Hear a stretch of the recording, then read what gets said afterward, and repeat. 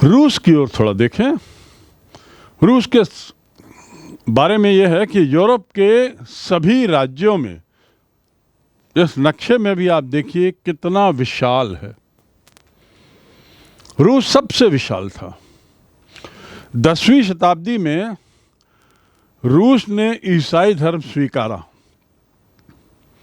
और 1613 में रोमनोव राजवंश की स्थापना होती है। रोमनोव राजवंश की स्थापना होती है, जिसकी सत्ता बाद में बहुत वर्षों तक रहती है। पर शुरुआत हम देख सकते हैं ईसाई धर्म की स्वीकृति के साथ। 10वीं 11वीं शताब्दी के बाद रूस एक तरीके से एक देश के रूप में सामने आने लगता है। लेकिन रूस को आधुनिकीकरण की ओर ले जाने का सारा श्रेय एक ही शासक को जाता है, वह है पीटर द ग्रेट, जिसे हिंदी में कहते हैं पीटर महान। 1689 से 1725 अर्थात लगभग 36 वर्ष का शासन, एक लंबा काल। वही काल जब औरंगजेब भारत में था, परेशान था। पीटर जब शासक बना तो उस समय रूस अन्य देशों की तरफ पिछड़ा हुआ था, सामंतवादी व्यवस्था थी और बल्कि अन्य क्षेत्रों से कुछ ज़्यादा ही पिछड़ा था। अपनी विशालता के कारण वहाँ की परेशानियाँ कुछ ज़्यादा थीं। भौगोलिक दृष्टि से भी रूस का जो मौसम था बहुत बदला हुआ था। क्षेत्रीय स्तर पर अलग अलग तरह का मौसम था। इसी वजह से एक इतिहासकार थेचर कहते हैं कि पीटर महान अपने उद्देश्यों की पूर्ति के लिए बहुत प्रयास करते रहा और सभी उद्देश्यों में से सफलता पाई। ये एक बहुत अद्भुत चीज़ है। इन सब दिक्कतों के बाद भी पीटर लगातार प्रयास किया अपने 36 वर्ष के संक्षिप्त काल में। संक्षिप्त इसलिए कह रहा हूँ कि औरंगजेब और अकबर की तुलना में इसका काल मात्र 36 वर्ष का, और जबकि अकबर और औरंगजेब अपने अपने काल में 50-50 वर्ष शासन किए भारत में।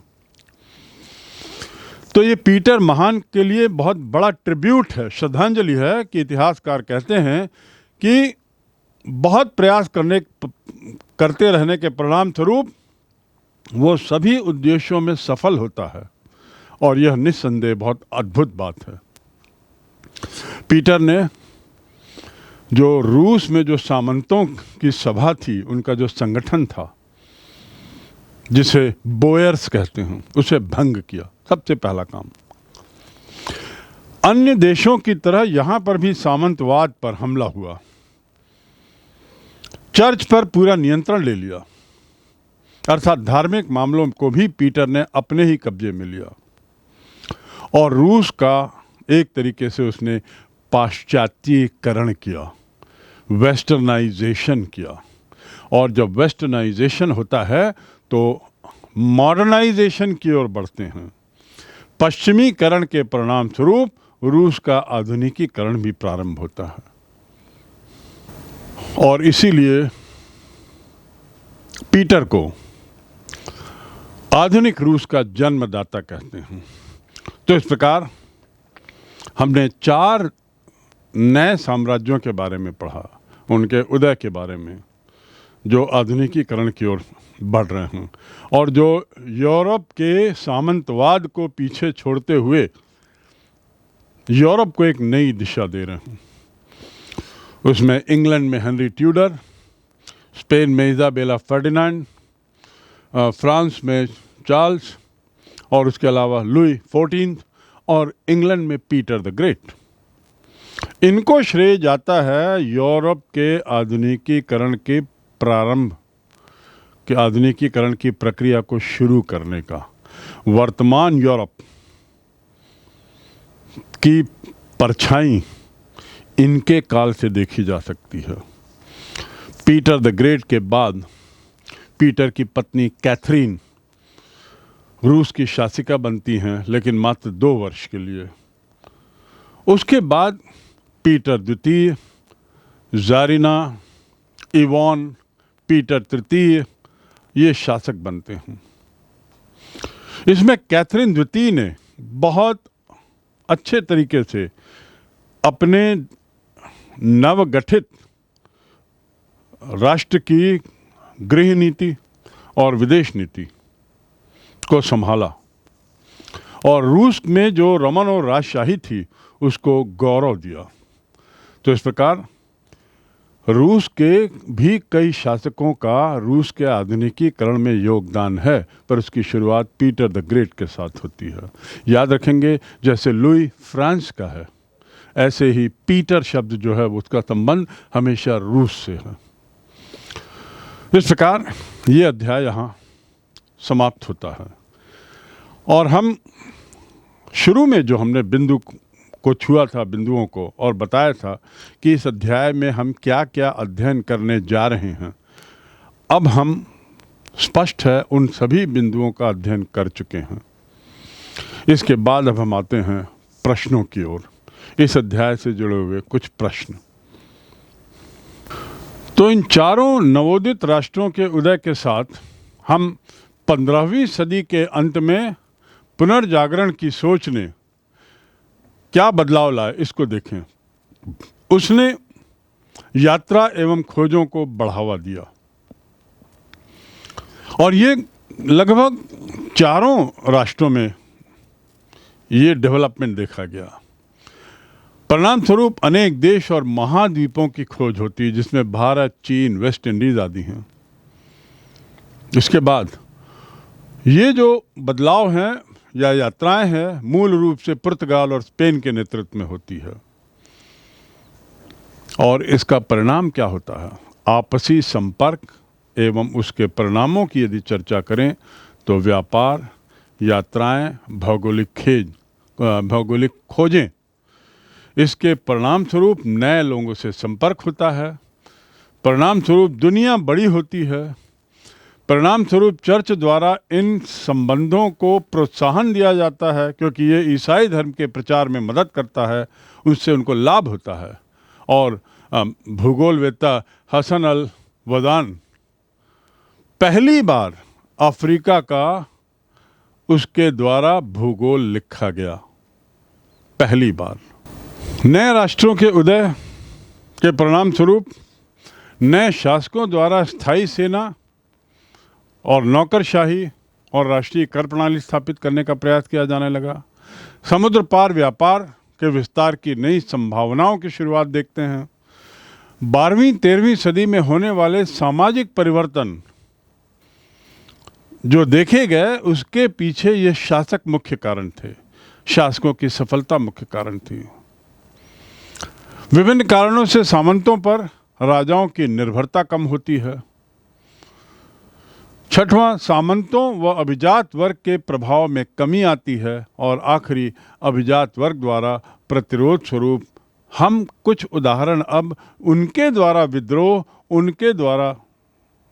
उनके दमन के किस्से सुनते हैं। जबकि 300 वर्ष पूर्व विद्रोह किसानों का और उसके बाद भी किसानों का लगातार शोषण और दमन, अब ये बदल के अभिजात वर्ग पे आ जाता है। तो 12वीं सदी के परिवर्तन कौन कौन से थे? सामंती व्यवस्था पर वाणिज्य एवं नगरों का प्रभाव, साथ ही सामंतवाद के बंधन के ढीले पड़ने की प्रक्रिया का प्रारंभ। दूसरा, नई जो व्यवस्था आती है उनको राजाओं का समर्थन मिलता है। ये मैं बात कर रहा हूं 12वीं सदी के परिवर्तनों की। 14वीं सदी में वाणिज्य व्यापार पर आधारित व्यवस्था जोर पकड़ती है, भूमि आधारित व्यवस्था पीछे होती है और परिणाम स्वरूप अनेक सांस्कृतिक परिवर्तन दिखाई देने लगते हैं। इस बढ़ते हुए वाणिज्य व्यापार पर आधारित व्यवस्था के परिणाम स्वरूप जो सांस्कृतिक परिवर्तन का बदलाव होता है, उसी में एक बदलाव है पुनर्जागरण। पुनर्जागरण के काल का प्रारंभ, जिसे हम अंग्रेजी में रेनेसां कहते हैं। रेनेसां की स्पेलिंग पर एक नज़र डालें, थोड़ी कठिन स्पेलिंग है लेकिन बहुत महत्वपूर्ण है ये शब्द। बहुत सी पुस्तकों में पुनर्जागरण शब्द नहीं लिखा जा रहा है, रेनेसां ही लिख रहे हैं, तो इसलिए आपको इस शब्द से भी वाकिफ होना जरूरी है। इस रेनेसां में, जैसा आपको मालूम होगा, कला, साहित्य, धर्म, इसमें भारी बदलाव होता है और ये बदलाव जो है वह आधुनिक काल की ओर ले जाने में यूरोप को एक दिशा देता है। 14वीं सदी के बदलावों में नगरों का उदय, नई वाणिज्य व्यापार व्यवस्था, इसके परिणाम स्वरूप हम कुछ परिवर्तन जो देखते हैं, थोड़ा सा यहाँ पे संक्षिप्त में देख लें। और जैसा मैंने बताया कि कुल जनसंख्या थी 730 लाख, जबकि 14वीं सदी में ये 450 लाख की थी, 13वीं सदी में 730 लाख। आखिर इसका परिणाम क्या? ब्यूबॉनिक प्लेग आदि के कारण जनसंख्या में कमी आती है। और इस जनसंख्या की भारी कमी का असर क्या होता है? पहला, आर्थिक मंदी। दूसरा, व्यापक सामाजिक विस्थापन। तीसरा, मजदूरों की संख्या में भारी गिरावट, परिणाम स्वरूप उनकी मजदूरी के दर में बहुत ज़्यादा उछाल। चौथा, कृषि उत्पादन में असंतुलन। पांचवा, कृषि उत्पादों के मूल्यों में कमी। और छठवां, जैसा मैंने बताया, मजदूरी की दरों में वृद्धि के साथ साथ मजदूरों की कमी।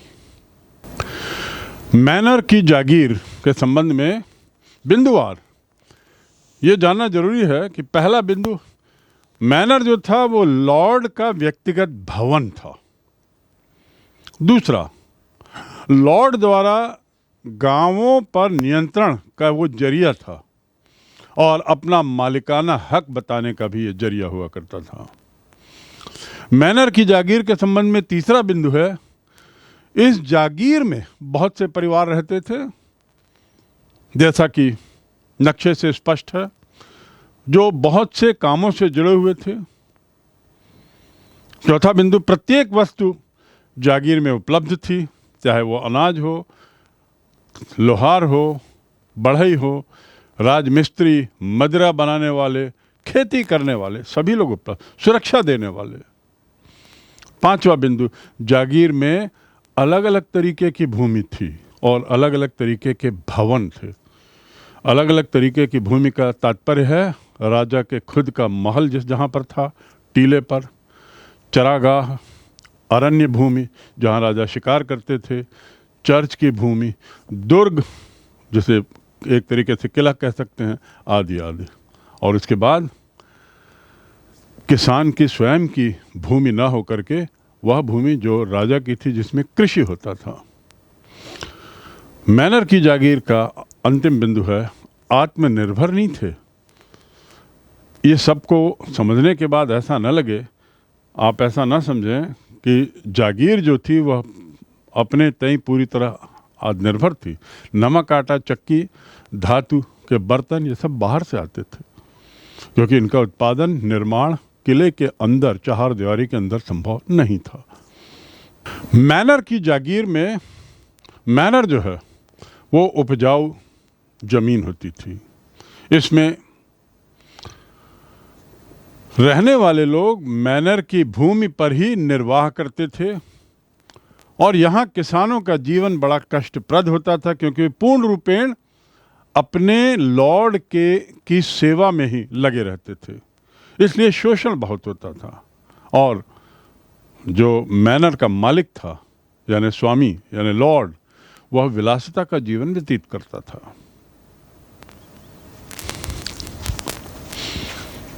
सत्ता स्थापित करने के प्रयास एवं सभ्य होने का दंभ, इस संबंध में ईसाई धर्म का प्रचार एवं धर्म परिवर्तन का प्रयास, स्थानीय समुदाय द्वारा यूरोपियों का प्रतिरोध और संपर्क के दुष्परिणाम क्या होते हैं कि जनसंख्या का विनाश होता है। कैसे? रैट्स, चूहों के आने का परिणाम स्वरूप। कालक्रम की यदि बात करें तो ये जो दूसरा काल है, 9वीं शताब्दी से 16वीं शताब्दी या 17वीं शताब्दी, उसमें हम 13वीं से 17वीं शताब्दी के कालक्रम पर हैं और यहीं पर यूरोपियों द्वारा सत्ता स्थापित करने का प्रयास और सभ्य होने का दंभ प्रारंभ होता है। इसके बिंदुओं में पहला बिंदु है कृषि एवं किसानों के जीवन में बदलाव होता है। दूसरा, सांस्कृतिक परिवर्तन होते हैं। तीसरा, विभिन्न महाद्वीपों के आपसी संबंध होते हैं, आपसी संपर्क होते हैं, उससे व्यापार होता है और सांस्कृतिक विचारों का आदान प्रदान होता है। अन्य जरिए से संपर्क होने के परिणाम स्वरूप नई परंपराएं और नई चीज़ें ईजाद होती हैं। इसके अलावा निर्माण के दौरान घनी आबादी की बसाहट शुरू होती है और तीर्थ स्थल के रूप में नए नए स्थान प्रसिद्ध होते हैं। अगला परिणाम, इसके आसपास छोटे नगरों का विकास होता है, जिसे क्या कहा जाता है, कैथेड्रल नगर। कैथेड्रल का जो वास्तु है वो कुछ इस तरह का था जिसका मैंने जिक्र किया, जहां पादरी की आवाज़ सुनाई दे जाए उसके लिए बड़े बड़े सभागार थे, प्रार्थना के लिए घंटियां थीं, कॉयर आदि होता था और कांच थे, कांच से सज्जित खिड़कियां थीं। बाइबल को रखने का विशिष्ट प्रावधान था। तो इस प्रकार चौथा वर्ग से तात्पर्य क्या है, नए नगर और नगरवासी, ये चौथा वर्ग है। नगर की हवा स्वतंत्र बनाती है, एक लोकप्रिय कहावत थी। दूसरा बिंदु, स्वतंत्र होने की इच्छा रखने वाले कृषिदास भागकर नगर में छिपते थे। तीसरा बिंदु बड़ा हास्यास्पद, 1 वर्ष 1 दिन तक यदि वो छिपे रहने में सफल हुए तो स्वतंत्र नागरिक बन गए और स्वतंत्र नागरिक बन के फिर वो कुछ भी करने के लिए, किसी भी कार्य को करने के लिए स्वतंत्र हो गए। चौथा बिंदु, नगरों में रहने वाले अधिकतर व्यक्ति इस प्रकार या तो स्वतंत्र कृषक थे या भगोड़े कृषक थे, अर्थात कृषक तो सभी थे, मूल रूप से वे कृषक थे। पांचवा बिंदु, काम के मामले में ये लोग सब अकुशल श्रमिक थे, क्योंकि मूल रूप से ये लोग कृषक थे, नगर आ गए थे तो अकुशल थे। और छठवां बिंदु, नगरों में जरूरत के अनुसार दुकानदारी शुरू होती है, व्यापार शुरू होता है। परिणाम स्वरूप दुकानदार आते हैं, अनेक लोग दुकानदार बनते हैं, अनेक लोग व्यापारी बनते हैं, इन्हीं लोगों में से जो मूल रूप से कृषक थे। इसी तारतम्य में कृषि दासों का नगरों की ओर पलायन, अकुशल श्रमिक के रूप में इनका इस्तेमाल, जनसंख्या वृद्धि में सहायक और चौथे वर्ग के रूप में इनका उदय, ये चौथे वर्ग की कहानी है। अकुशल श्रमिक, दुकानदार, व्यापारी, साहूकार, वकील। उसके बाद अगला बिंदु है श्रेणी व्यवस्था अर्थात गिल्ड, शिल्पकारों और व्यापारियों की संस्था जो उत्पादन पर, गुणवत्ता पर, मूल्य पर और बिक्री पर नियंत्रण रखती थी। आज भी गिल्ड जैसी चीज़ों का अस्तित्व है और महत्व है। इनके अपने अपने सभागार होते थे। अगला बिंदु श्रेणी सभागार। तो अब सामंती व्यवस्था के अंत के संकेतों की बात करें, दूसरे शब्दों में यूरोप के आधुनिकीकरण की बात करें, अर्थात यूरोप में जो बदलाव होता है उसकी बातें करें। पहला, चौथा वर्ग का उदय, ये संकेत हैं सामंती व्यवस्था के अंत के संकेतों। उसके अंत की जो हमें आवाज़ सुनाई देती है, उस पहली घटना चौथे वर्ग का उदय। दूसरा, 14वीं शताब्दी का संकट, जिसमें आर्थिक विस्तार की धीमी गति की बात हुई। तीसरा, सामाजिक असंतोष जो कृषकों में प्रतिरोध के रूप में सामने आता है। चौथा, राजनीतिक परिवर्तन जिसमें नए शासकों का उदय होता है।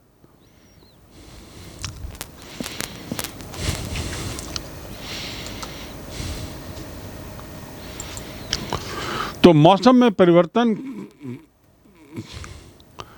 जो 14वीं सदी में आया, संकट बना, उसके कुछ 5 बिंदु हम इस तरह देख सकते हैं। पहला, उत्तरी यूरोप में ग्रीष्म ऋतु का स्थान शीत ऋतु लेती है। दूसरा, परिणाम स्वरूप फसल उगने वाले मौसम छोटे हो जाते हैं। तीसरा, ऊंची भूमि पर भी फसल उगाना कठिन हो जाता है। चौथा, प्राकृतिक आपदाओं के परिणाम स्वरूप बहुत सारे कृषि फार्म नष्ट हो जाते हैं। और पांचवा, इस सब का प्रभाव कि सरकार को कर से मिलने वाली आय में गिरावट होती है। महामारी संकट के 5 बिंदु क्या हुए? पहला, 12वीं-13वीं सदी में वाणिज्य व्यापार में विस्तार के परिणाम स्वरूप ये होता है। दूसरा, दूर देशों के जो पोत थे, जहाज थे, उनका तटों पे आना शुरू होता है। और तीसरा, पोतों के साथ बड़ी संख्या में क्या आते हैं? चूहे आते हैं। चौथा, चूहे अपने साथ ब्यूबोनिक प्लेग जैसी महामारी ले आते हैं। और पांचवा, 1347 से 1350 के बीच ब्यूबोनिक प्लेग महामारी पूरे यूरोप में फैलती है। लाखों लोग मौत के घाट चले जाते हैं। तो इस प्रकार प्रमुख परिवर्तन, प्रमुख बदलाव क्या थे? पहला, धार्मिक विश्वास की अपेक्षा अब वैज्ञानिक ज्ञान पर ज़्यादा विश्वास। पुराने परंपरागत विचारों से, दकियानूसी विचारों से हटकर अब थोड़े नए तरीके के विचार जिसमें तर्क बहुत महत्वपूर्ण था। दूसरा, उद्योगों व कृषि में तकनीकी बदलाव हम देखते हैं। तीसरा, नगरों का विकास। चौथा बदलाव, लोक सेवाओं का गठन। और पांचवा, सरकार के संगठन में परिवर्तन। 9वीं से 11वीं सदी में मध्य और पश्चिम यूरोप के ग्रामीण क्षेत्रों में जो परिवर्तन हम देखते हैं चर्च और शाही शासन द्वारा, तो इसके बाद जो बदलाव आता है उसमें हम पाते हैं कि किस प्रकार कबीले और रोमन साम्राज्य, इन दोनों की परंपराओं में एक तरीके से सामंजस्य बैठाया जाता है। और यही सामंजस्य आने वाले परिवर्तन की आहट देता है। चांदी के उत्पादन को लेकर अन्य संकट के 5 बिंदुओं के साथ यहाँ पर चांदी के उत्पादन को लेकर जो 5 बिंदु हैं। पहला, ऑस्ट्रिया और सर्बिया में चांदी के उत्पादन में कमी होती है। दूसरा, धातु मुद्रा का अभाव होने लगता है। तीसरा, परिणाम स्वरूप व्यापार प्रभावित होता है, दुष्प्रभावित होता है।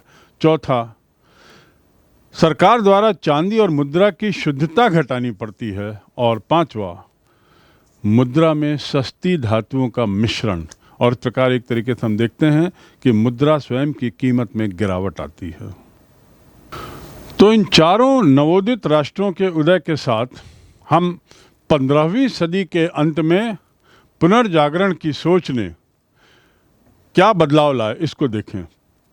उसने यात्रा एवं खोजों को बढ़ावा दिया और ये लगभग चारों राष्ट्रों में ये डेवलपमेंट देखा गया। परिणाम स्वरूप अनेक देश और महाद्वीपों की खोज होती है, जिसमें भारत, चीन, वेस्ट इंडीज आदि हैं। इसके बाद ये जो बदलाव हैं या यात्राएं हैं, मूल रूप से पुर्तगाल और स्पेन के नेतृत्व में होती है। और इसका परिणाम क्या होता है? आपसी संपर्क एवं उसके परिणामों की यदि चर्चा करें तो व्यापार, यात्राएं, भौगोलिक खोजें, इसके परिणाम स्वरूप नए लोगों से संपर्क होता है। परिणाम स्वरूप दुनिया बड़ी होती है। परिणाम स्वरूप चर्च द्वारा इन संबंधों को प्रोत्साहन दिया जाता है, क्योंकि ये ईसाई धर्म के प्रचार में मदद करता है, उससे उनको लाभ होता है। और भूगोलवेत्ता हसन अल वदान पहली बार अफ्रीका का उसके द्वारा भूगोल लिखा गया पहली बार। नए राष्ट्रों के उदय के परिणाम स्वरूप नए शासकों द्वारा स्थायी सेना और नौकरशाही और राष्ट्रीय कर प्रणाली स्थापित करने का प्रयास किया जाने लगा। समुद्र पार व्यापार के विस्तार की नई संभावनाओं की शुरुआत देखते हैं। 12वीं-13वीं सदी में होने वाले सामाजिक परिवर्तन जो देखे गए, उसके पीछे ये शासक मुख्य कारण थे, शासकों की सफलता मुख्य कारण थी। विभिन्न कारणों से सामंतों पर राजाओं की निर्भरता कम होती है। छठवां, सामंतों व अभिजात वर्ग के प्रभाव में कमी आती है। और आखिरी, अभिजात वर्ग द्वारा प्रतिरोध स्वरूप हम कुछ उदाहरण अब उनके द्वारा विद्रोह, उनके द्वारा उनके दमन के किस्से सुनते हैं। जबकि 300 वर्ष पूर्व विद्रोह किसानों का और उसके बाद भी किसानों का लगातार शोषण और दमन, अब ये बदल के अभिजात वर्ग पे आ जाता है। प्रश्नों की श्रृंखला में पहला प्रश्न बहुत महत्वपूर्ण, परीक्षा की दृष्टि से भी, अध्याय को समझने की दृष्टि से भी, अध्याय की पुनरावृत्ति के लिए भी। प्रश्न है, मध्यकालीन यूरोपीय समाज कौन कौन से वर्गों में विभाजित था? विस्तार से इस समाज के वर्गों का विवरण दीजिए। अर्थात आपको उन 3 वर्गों के बारे में बताना है जिसको लेकर यह अध्याय बना है। साथ ही आपको चौथे वर्ग को भी नहीं भूलना है, क्योंकि ये तो चौथा वर्ग था जिसके उद्भव ने, जिसके उदय ने यूरोप को आधुनिक बनाने की दिशा में प्रारंभिक कार्य किया। दूसरा प्रश्न, सामंतवाद के गुणों की चर्चा कीजिए और इसकी विशेषताएं बताते हुए विभिन्न देशों में सामंतवाद से जुड़े हुए बिंदुओं पर प्रकाश डालिए। तीसरा प्रश्न, यूरोप में नगरों के विकास के लिए कौन कौन से कारक उत्तरदायी थे? कारक, उनका विकास किस प्रकार हुआ? तो पहले आपको कारण लिखना है, उसके बाद विकास के विभिन्न पायदान जो इस मामले में हम देखते हैं उसका वर्णन करना है। वर्णन कीजिए। चौथा प्रश्न का संबंध है इस मध्यकाल में चर्चों का यूरोपीय समाज पर प्रभाव, इस पर एक निबंध लिखें। मध्यकाल में चर्चों का यूरोपीय समाज पर प्रभाव। चर्च से तात्पर्य है धर्म का। तो धर्म और धर्म से जुड़े हुए लोग अर्थात पादरी, आर्क बिशप, पोप, इनका समाज पर क्या प्रभाव पड़ता है, इस पर आपको प्रकाश डालना है। और 5वां और अंतिम प्रश्न, यूरोपीय कृषि विकास तकनीक में क्या क्या बदलाव आए? यूरोपीय कृषि तकनीक में क्या क्या बदलाव आए? इन बदलावों का समाज पर किस तरह प्रभाव पड़ा, विस्तार से लिखें। इन बदलावों का समाज पर क्या प्रभाव पड़ा, इस पर विस्तार से लिखें। इस प्रकार ये 5 प्रश्न आपके इस पूरे अध्याय को एक तरीके से कवर करते हैं। सुनिश्चित करें कि आप इन प्रश्नों के उत्तर स्वयं निकालें और लिखें।